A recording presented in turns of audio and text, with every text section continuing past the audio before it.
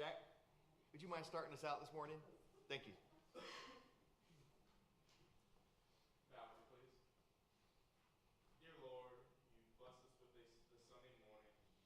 Bless us with the ability to come to this meeting place, to take time out of our lives and to worship you and to study your word. Lord, we thank you for the word and all the wisdom that's in it. And Lord, we ask that you be with us as we study these things so we can take it to heart and to apply it, and most importantly, understand it according to your will and not our own.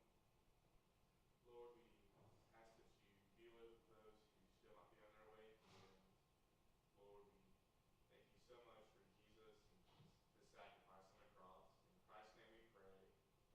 Amen. Amen. Leviticus chapter 24.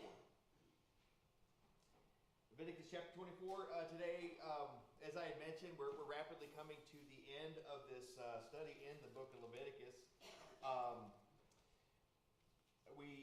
Of course, there's only 27 chapters in Leviticus. And in this chapter, it's shorter than the other chapters that we have gone through. So I expect that we're going to get through this chapter today. I know that we've been discussing a lot of technical details, technical aspects. My plan is to start getting into numbers as soon as we get done with this. Where are the Israelites right now as they're receiving this law that we're talking about? They're in the wilderness, right? Where precisely? They're at Sinai. Okay, we have a situation where God's worship has been set up. The laws are given concerning the systems of sacrifices, and as we get into into our next study, now the Israelites are going to be on the move. We've been spending a lot of time here at Sinai. But you know, the Israelites, of course, they've been spending a lot of time at Sinai too, about a year, and a time is coming when they are going to move on. And so, as I mentioned, you know, there are indeed a lot of technical aspects, a lot of the law that we've been discussing, and not much detail concerning historical events. Now in this study in Leviticus, we have talked about a historical event, something that an account that had happened, and we discussed this concerning Nadab and Abihu in Leviticus chapter 10. As we get into Leviticus chapter 24, we're going to get into some more technical detail, but then also there's going to be another one of these historical events, something that has happened, something that has been recorded. And it's been recorded to give some context concerning some more law that's going to be given in this chapter, and we're going to be taking a look at that. As I mentioned, this chapter is kind of short. We're just looking at 23 verses this morning. But here in this chapter, what we're going to do is we're going to find indeed some more instructions for the priests. Well, you might think, it seems like that's all we've been studying. It's just instructions for the priests. Yes, but most of this has been instruction for the priests. But there's going to be some specific instructions concerning their duties, the things that they are expected to do, that they're expected to carry out continuously, concerning some things that we haven't discussed so far. So the first several verses here is going to talk about, of course, priestly duties of the tabernacle. Priestly duties of a tabernacle, specifically concerning some things therein. You know, what to do with these things. We've talked about the altar of incense, but in the past. But what about these other articles that we're going to find in the holy place, just outside of the most holy place? We're going to talk about that. Also, as we wrap up this chapter here. Guarding against the sin of blasphemy. What is blasphemy? What does God think about it? What is the punishment for blasphemy? We remember the third commandment, the third of the Decalogue that was given to the Israelites. What was it?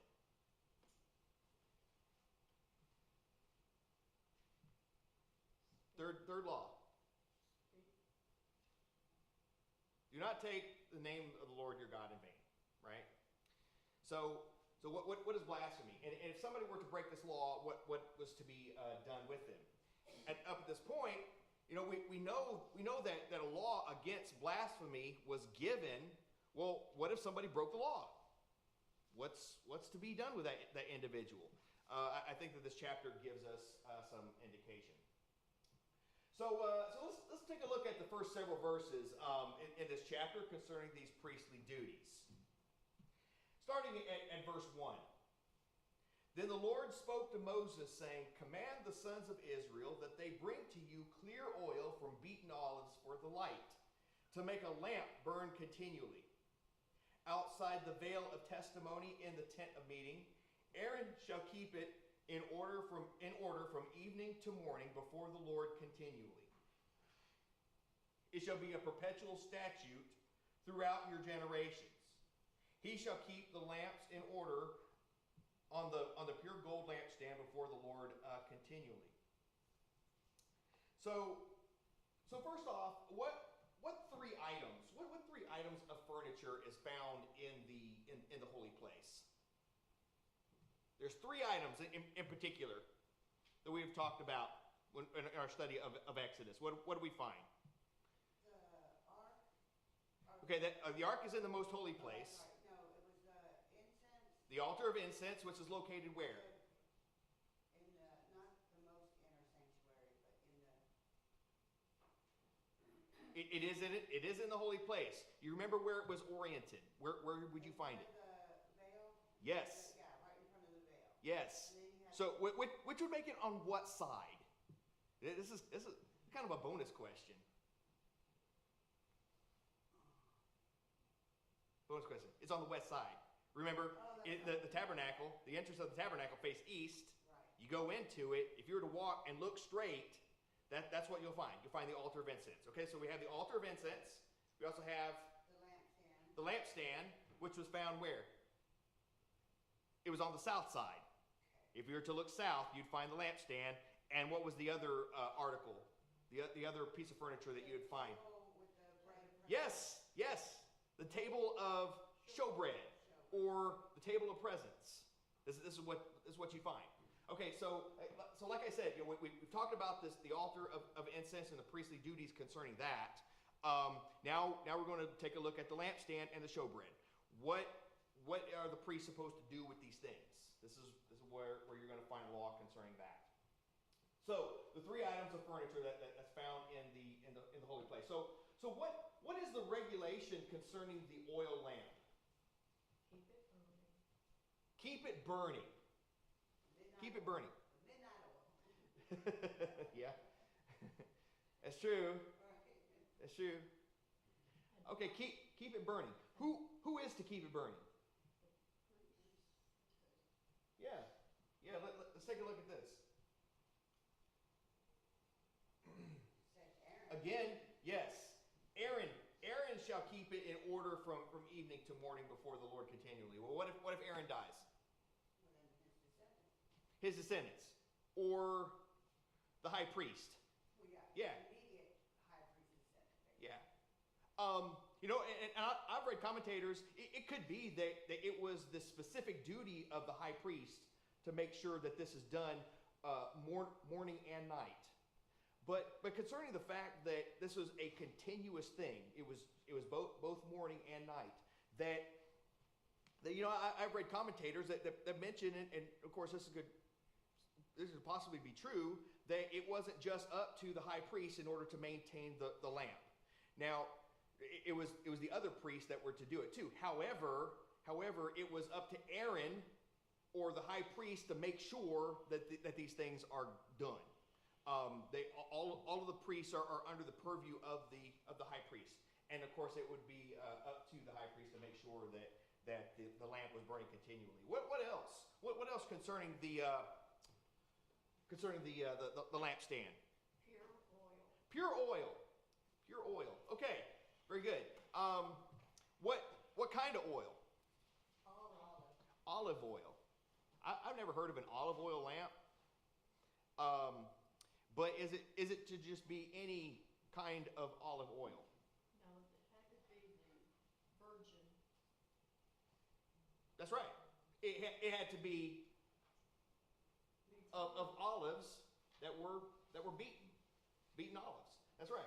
It couldn't be just mashed up. Yes, it couldn't be mashed up. It was to be clear oil from beaten olives for the light.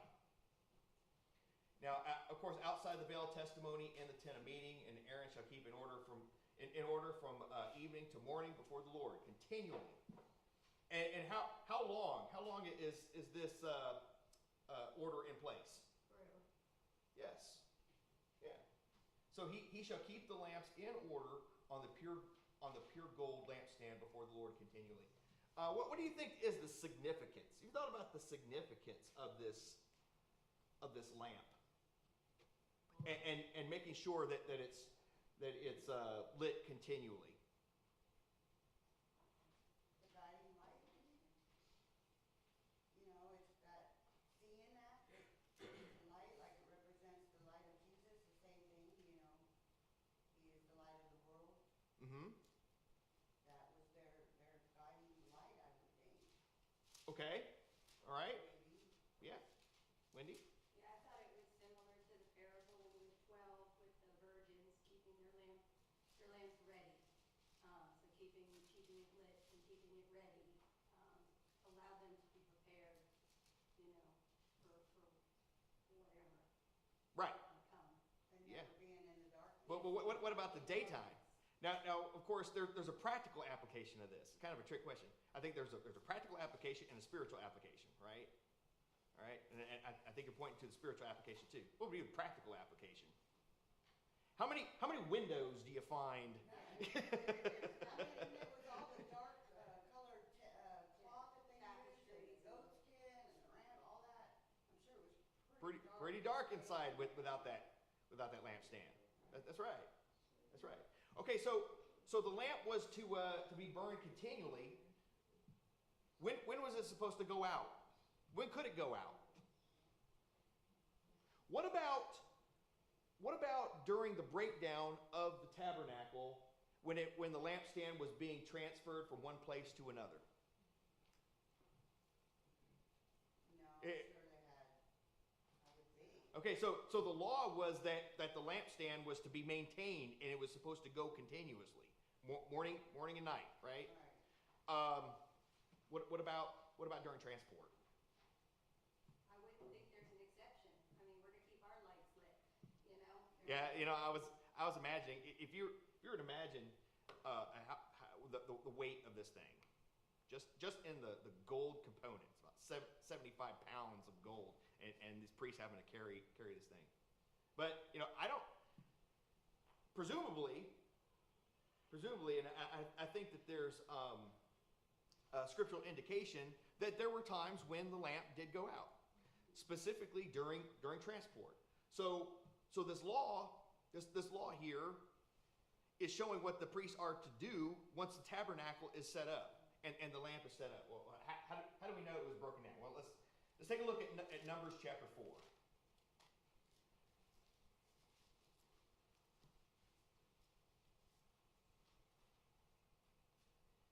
In Numbers chapter 4, this talks about how the tabernacle is to be broken down, how everything is to be moved when the Israelites go to move, the transport of all of these items, and the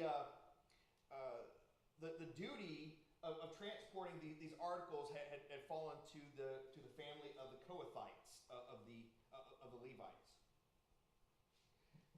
Starting at verse 5, it says, "When the camp sets out, Aaron and his sons shall go in the city, and they shall take down the veil of the screen and cover the ark of the testimony with it.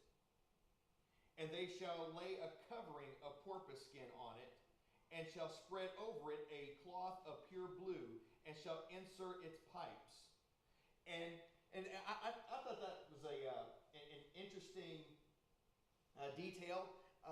But before this study, I just imagined whenever the Ark of the Covenant was moved, you could actually see the Ark with the priests carrying it. But what goes on top of the Ark before the Ark is moved? The veil itself, the veil that so what you're seeing there, of course, when the Ark of the Covenant is inside the most holy place, you have the veil that separates the people from the Ark.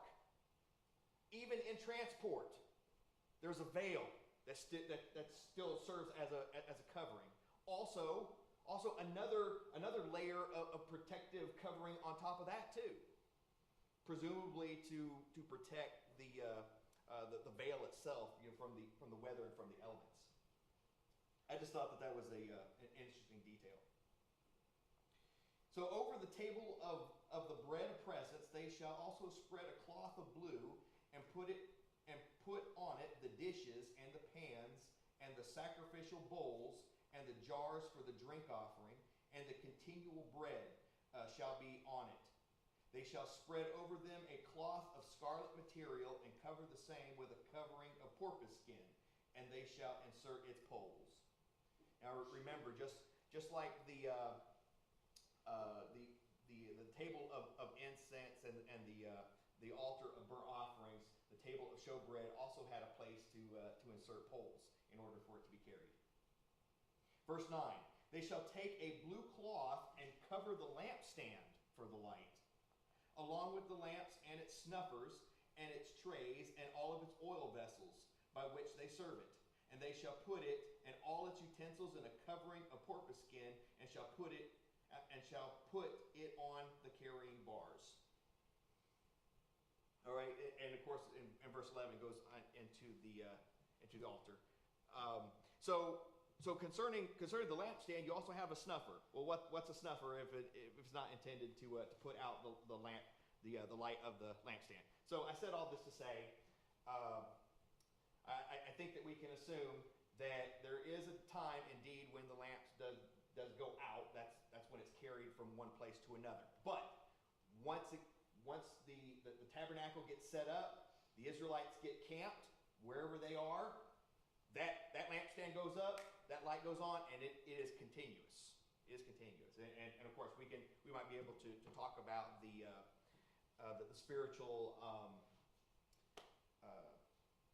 applications or a spiritual significance maybe later on today.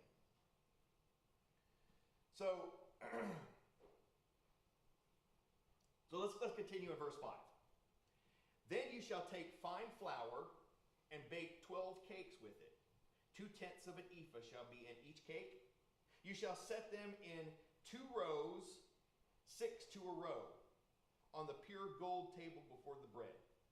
You shall put pure frankincense on each row, so that it may be a memorial portion for the bread, even an offering by fire to the Lord. Every Sabbath day he shall set it in order before the Lord continually. It is an everlasting covenant for the sons of Israel. It shall be for Aaron and his sons, and they shall eat it in a holy place, for it is most holy to him. From the Lord's offerings by fire, his portion forever. So what is the regulation concerning the table of showbread? What is the priest's duty concerning that thing, and what's on it? It holds the stacks of bread. It holds the stacks of bread. That's right. And they are to make the bread. And is there an order to the bread? Go ahead. Yeah, they're stacks of 6 each. 2 stacks, 6 each. Or 2 rows of 6. I've looked at pictures, on the internet, about how the showbread may be set up, and I've seen it different ways. Yes, and mostly what I've seen are 2 stacks of 6, or laid out in a row on the table. 6 each, 12 loaves. Go ahead. Don't the scripture also tell us that 2/3 of a hin which is 7 pounds,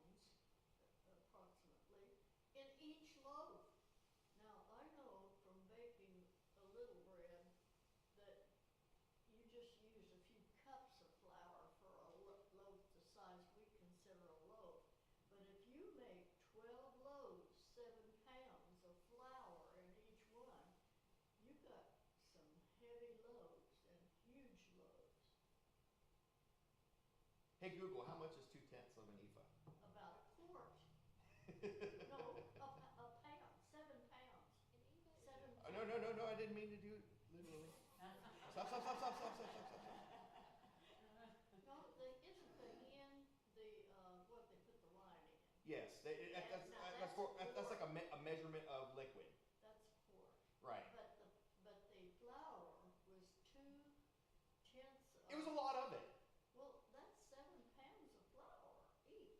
It's a lot of it. Well, what is to be done with the bread? What's to be done okay, we talked about how it's to be placed, okay? We got It's offered to the Lord. And then they have to put It's the pure Lord's frankincense in it. how is the bread offered to the Lord? In what way? Don't they wave it? Huh? No. The priests eat it.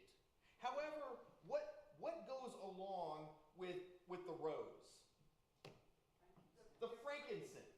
Remember? Okay, there's also frankincense. What is to be done with the frankincense? So if you can imagine the table. I wish I had a picture of it. If you can imagine the table with the bread in the 2 rows, and you had the frankincense at each row. How the frankincense was placed at each row.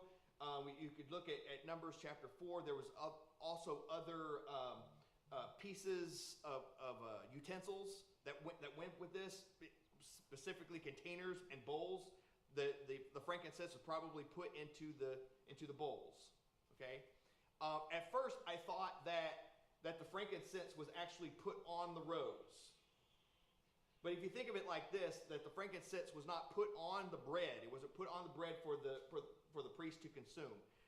What was done with the frankincense? It says it was put near it. It was placed near it. Yeah. That's right. Yeah, near the rose. Right. But what was done with it ultimately? It was offered by fire on the altar of burnt offerings. Put on it? Yes. Okay. Oh, okay. Yes. Now that- And this, the frankincense, and of course the bread was, and that's why they call it the table of showbread or the table of presence. The law concerning the bread, all right, it was baked and then it was eaten immediately. No, it sat there. Ever present, ever present in front of the most holy place, in the holy place, for 7 days. And after 7 days, then the priesthood could eat it. But when it was taken off, what happened? They had to eat They had to- there in the tabernacle. Yes, that's right. Or within the grounds of the tabernacle. It was replaced. The point is that there was always bread there. The bread, the showbread, the bread of presence. It was always present. It was always there. It wasn't a situation where they could, at the Sabbath, that they could eat the bread. And you had mentioned the amount of bread. I got to take a look at that and do some more research concerning that. How big were these loaves? I saw pictures on the internet. You can't Well, go by pictures, but how many people were there? yeah. Yeah. I've seen The- pictures where they were like big loaves. I mean, the guys were like carrying them with 2 hands to set them down. Yeah. That's Thi- what This I've seen. this served as food for the priests, but it was special food. Now we've talked about these sacrifices, the sacrifices of the fellowship offerings, these things that the priest could eat along with their family. How many? This is special. Right. Go ahead. How many in the tribe of Levi would be eating those I don't know. loaves? I don't know. But it'd be a lot of people. I don't know. It seemed like it would be a lot, right? But I don't think the main purpose. There is a dual purpose, of course, to feed the priests. But the fact that this bread is special, it can only be eaten by the priests in a special place. Okay? Again, it can only be eaten by the priests. What account does this remind us of? Pardon? What account would this remind us of? Let's take a look at Mark chapter 2. Mark chapter 2.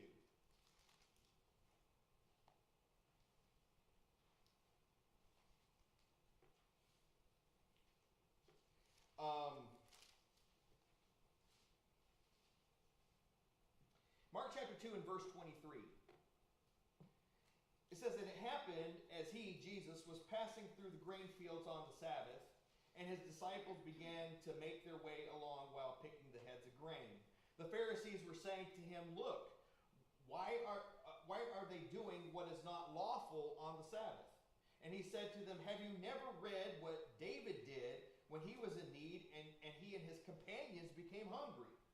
How he entered the house of God in the time of Abiathar the high priest and ate the consecrated bread, which is not lawful for anyone to eat except the priests. He also gave it to those who were with him." And of course, you can find this account in 1 Samuel chapter 21. Now, as I brought this to your attention, what was the context of 1 Samuel 21? Well, David was running from Saul, wasn't he? That's exactly right. Yeah. That's exactly right. Let's take a look at 1 Samuel 21.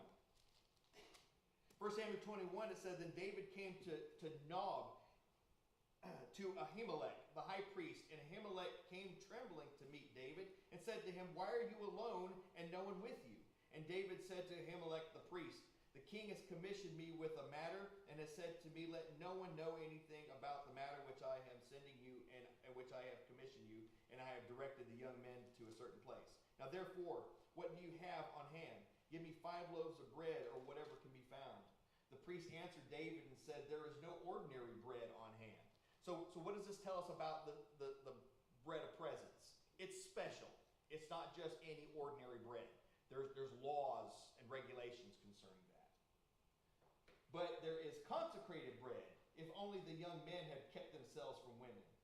And David answered the priest and said to him, Surely women have been kept from us previously when I set out, and the vessels of the young men were holy. Though it was an ordinary journey, how much more than today will their vessels be holy?" So the priest gave him the consecrated bread. For there was no bread there but the bread of the presence, which was removed from before the Lord, in order to put hot bread in its place when it was taken away. All right, I know that we're talking about a lot of technical things, but discussing the technical things will help us to better understand the context of other things, of other things that are not so technical. In particular, the eating of the consecrated bread. Why was that such a big deal during David's time? Why was it such a big deal that Jesus would use that account in order to teach a lesson about keeping the law and legalism versus mercy and caring for the needy? What is it that God requires most out of people? It's mercy. It's mercy, not sacrifice. All right, so we have these laws concerning the bread. There's some other things that I was trying to think of. All right, every Sabbath day, he should set it in order continually. It's supposed to stay there for a week. And then it shall be for Aaron and his sons, and they shall eat it in a holy place. For it is most holy to him from the Lord's offering by fire, his portion forever. So what was the Lord's portion of what was on the table of showbread? That frankincense, right? That frankincense, the Lord's part. That wasn't to be eaten. Okay. Now, this section, guarding against the sin of blasphemy. Starting in verse 10, as I had mentioned, now we're going to get into a historical account here. It says, "Now the son of an Israelite woman, whose father was an Egyptian, went out among the sons of Israel, and the Israelite woman's son and a man of Israel struggled with each other in the camp. The son of the Israelite woman blasphemed the name and cursed. So they brought him to Moses. Now his mother's name was Shemelith, the daughter of Dibri, of the tribe of Dan. They put him in custody so that the command of the Lord might be made clear to them." So what was the sin that was so bad, that was so terrible that the Israelites, that they had taken this individual and arrested him, so to speak? Sounded like he had cursed the Lord. The name of the Lord. The You think, well, was it the fight? I just found it interesting. He was put in custody not because of the fight. He was put in custody because of what he had done. So why was it so bad that well, first off, what was done by the people? What was done by the people? They brought him to Moses. Yeah. They captured him right away and brought him. That's right. Yeah. So it indicates what? That the people knew that a law was broken. What do you do now? What is to be done with this individual? So the people knew exactly where to go in order to find the answer. They're going to bring it to Moses, and Moses evidently is going to entreat God and find out what it is to be done, and God's going to tell him. So how about some details? Give me some details about this man who blasphemed. Well, his father was Egyptian. His mother was Israelite, Okay. which is Which would make him an Israelite. Which would make him an Israelite. Yes, he is of a mixed race, if you will. But because his mother was an Israelite, that would make him of the Israelites. But indeed, this might go to show us that there may be some influences there, so some negative influences concerning his attitude toward God. What you had this individual, his father was an Egyptian. There were some Egyptian people in the Exodus. the brood of snakes. Yeah. So we don't know. We don't know what it was that caused this individual to blaspheme. What does it mean? What does blasphemy even mean? To speak evil of. It's not just it's stronger than just using his name. Right. You're actually speaking evil of God. Speaking. That's right. That's right. Speaking evil of his name, or Mainly. to handle the name of God with contempt, or without the reverence that is due to him. Go ahead. Well, we're told not to use God's name in vain. That is wrong. But blasphemy is taking it one step further. Yeah. Yeah. We ought not use God's name in vain. Certainly we shouldn't use God's name as a curse word, as so many people do. Oh my God. Right? When people are surprised at something, or they're distraught about something, why don't instead of using the name of the Lord, I don't understand why people don't use the name of somebody terrible. Right. Why don't they say, "Oh, my Hitler," or something like that? Say something else, right? Don't be careful. Be careful with the name of God. But evidently this guy he blasphemed the name. And what happened to the man, and how was that carried out? So we're gonna get into that as we wrap up this chapter here. Then the Lord spoke to Moses, saying, "Bring the one who has cursed outside the camp, and let all who heard him lay their hands on his head. Then let all the congregation stone him. You shall speak to the sons of Israel, saying, if anyone curses his God, then he will bear his sin." Bear his sin in what way? What does that mean? He will bear his sin. What does that mean? Be punished for it. Yes, that individual is going to have to suffer the consequences. He is going to take on the full brunt of the consequences, right?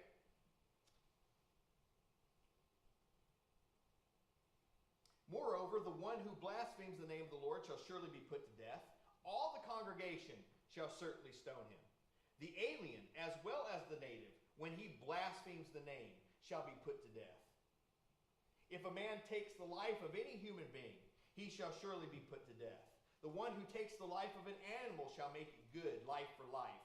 If a man injures his neighbor just as he has done, so it shall be done to him. Fracture for fracture, eye for eye, tooth for tooth. What does that sound like? We heard that before? You have heard, yes, an eye for an eye. This is where we'd find this account. This is where we'd find this law. An eye for an eye, tooth for tooth, just as he injured a man, so it shall be inflicted on him. Thus the one who kills an animal shall make it good, but the one who kills a man shall be put to death. There shall be one standard for you. It shall be for the stranger as well as the native, for I am the Lord your God. Then Moses spoke to the sons of Israel, and they brought the one who had cursed outside the camp and stoned him with stones. And thus the sons of Israel did, just as the Lord had commanded. So I asked the question, what happened to the man, and how was that carried out? How was it carried out? First off, the people obeyed. The instruction were those that witnessed what had happened. They were to lay their hands upon the head of the individual that committed the sin. What is that indicative of? What's that? As a witness. Yes. Go ahead, Wendy. I think it's important to note that this wasn't for vengeance. This is for justice. This is carrying out God's justice and the punishments that He laid for. This wasn't, an eye for an eye, as a lot of our society looks at it today. You killed me, I'm going to kill you. Excluding the justice system and the way that the laws of the land are. Mm-hmm. This wasn't done in a vengeful way. This was just carrying out the Lord's commands. Okay. With that in mind, with that in mind, I want to talk about vengefulness. Okay. And we're going to get to that in just a second. But what are some other cases of wrongdoing spelled out in these passages? What are some other cases of wrongdoing can we find here? Well, killing another person's animal, Uh-huh. injuring another person, That's right. Fighting was wrong too. Yeah. and whether you were Israelite or a foreigner. I mean, the law, it applies to any human being, That's right. irregardless. Mm-hmm. The standard, like it says, was the same. Yeah.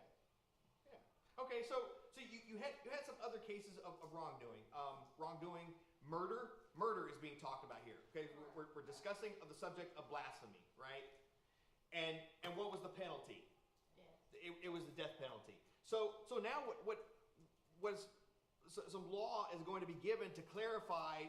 Well, what are some things that are worthy of capital punishment?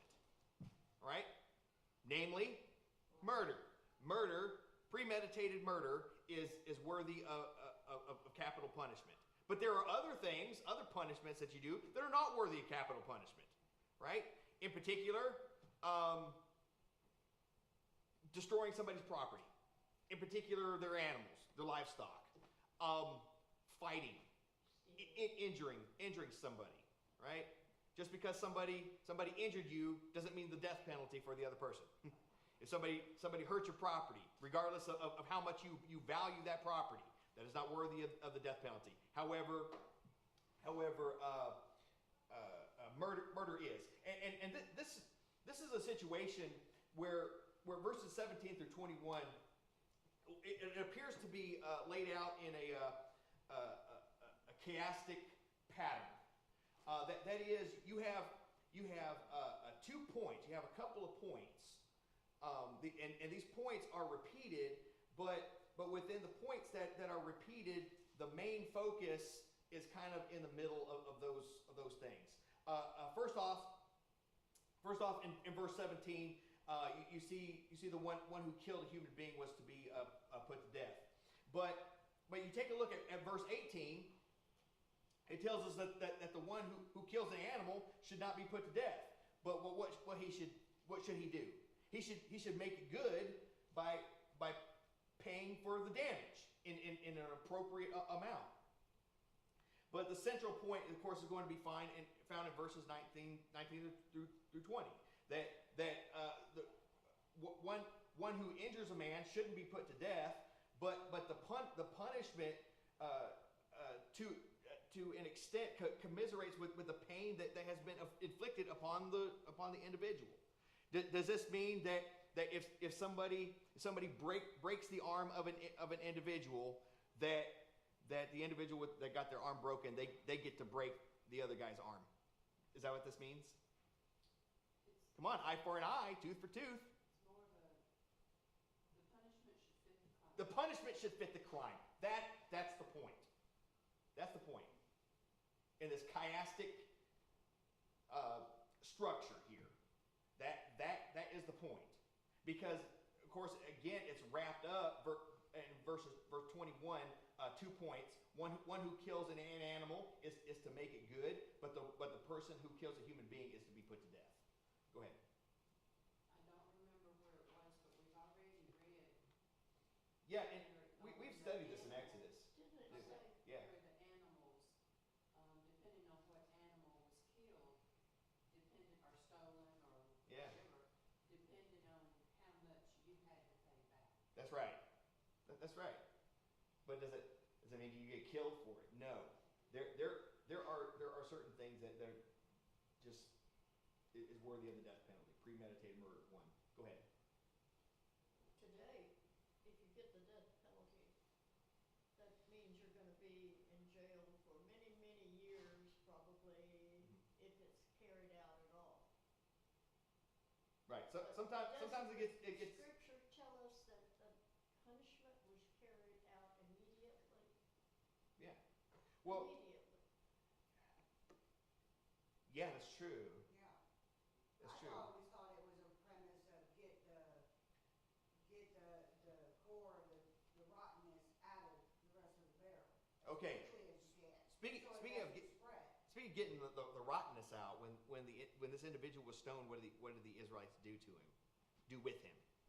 Well, he was out of the camp. Yeah, they took him out of the camp. He was They were always- gonna do it within their midst. Right, no, That's correct. right. Go ahead. And when the death sentence is carried out today, there is all kinds of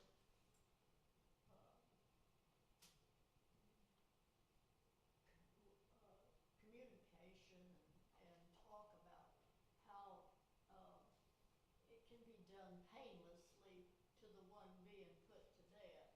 And can you see somebody getting stoned that just a little, hurt a little more with every stone that's thrown? How Yeah. they agonize before they die. And today, they try to make it as painless as possible. Yeah. Well, And that's okay. what So many we have capital punishment for murder. We also have capital punishment for blasphemy. What does that tell us about blasphemy? It's bad as murder. Serious. It's bad as murder. Serious. You It's a murder the name of God, basically. okay. By doing that. Jack. This isn't about that blasphemy, but you were talking about getting the rottenness out of the camp. And so they brought him out of the camp, and then it says they laid their hands on his head. That's right. And that's similar to a few chapters ago where we were talking about the scapegoat and how whenever they sinned, they put their hand on the head of the goat and let them off, like train. As indicative of a transfer of something, Yeah, get it out. right? So, but this is what the witnesses did, Yes, what the witness- and think about it, that the witnesses, if they were to lie about this individual concerning the things that they saw, that punishment is going to be turned around on them. Correct. So yeah, that's an interesting point. But concerning the blasphemy, how seriously does God take blasphemy? Remember the account when it comes to blasphemy, we might think of Matthew chapter 12. You know, when but blasphemy against the Spirit. Blasphemy against the Spirit. What does that mean? What does Jesus say about blasphemy against the Spirit? It can never be forgiven. It can never be forgiven. right? As long as you remain in that condition, right? So how serious is God about blasphemy? What's that? Extremely, right? Because this has not only the physical implications, but the spiritual implications as well, and how seriously God takes And I these try to things. imagine So, one of my kids coming in and cursing me out. right. All right, so I want to wrap up this chapter. So does the teaching of an eye for an eye justify personal revenge? No. Why or why not? Well, I think that's what the. Because a lot of people, that's how they interpret this. And I think that's why Jesus, when he came in the Beatitudes and was saying, enough of that, because you guys have got it all wrong, and you're doing it in the wrong way. The application was wrong. That's right. It's all wrong, and That's that's right. not what we were telling you to do, that's not what we meant. And that's why he says, love your enemy, pray for your enemy, don't do it that way no more. Yes. Yeah, don't. Yes. Absolutely. Yeah. Absolutely. And Katie was right. This is not telling us that if somebody injures you, that you're licensed to go and injure them to the same measure. What this is talking about is corporal punishment. How it is to be carried out is to be carried out commensurate with the injury or whatever it was that was inflicted. That's right. That's right. Okay, so good. We got through this chapter. As we get into chapter 25. Chapter 25, we're going to be talking about two things in particular. One thing much shorter than the other. We're going to be talking about the sabbatical year. The regulations concerning the sabbatical year, but then we're going to talk about the year of Jubilee. The year of